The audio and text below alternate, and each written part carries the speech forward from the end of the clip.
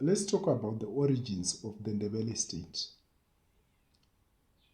Among the clans that were found in Nguni land, there was a small clan called the Kumalo. And this Kumalo clan was ruled by a chief called Mashobane.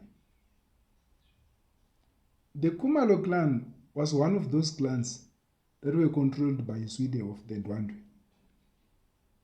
However, a disagreement developed between Zwide and Mashobane was killed by Zwide.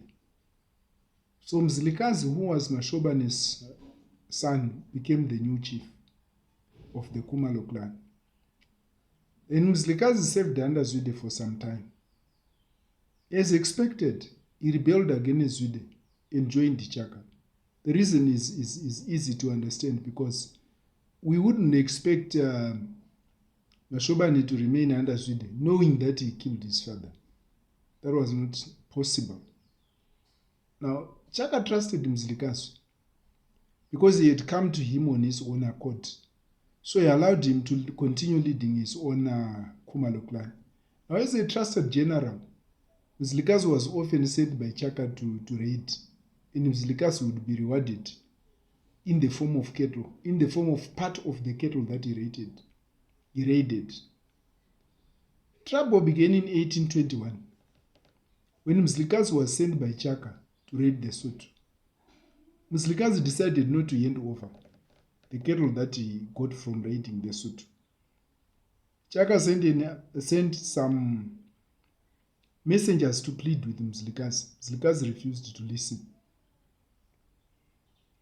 Chaka then sent an army to punish Mzilikazi, because what Mzilikazi had done was considered as rebellion by Chaka.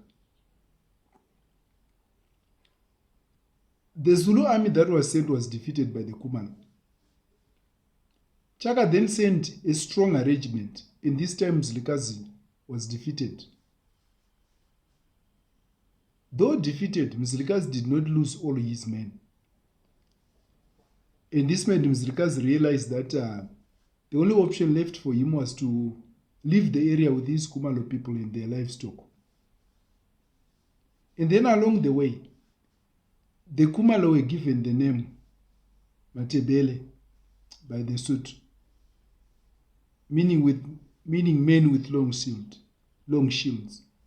This became the name of the group, and it was later shortened by historians and the people to simply Ndebele.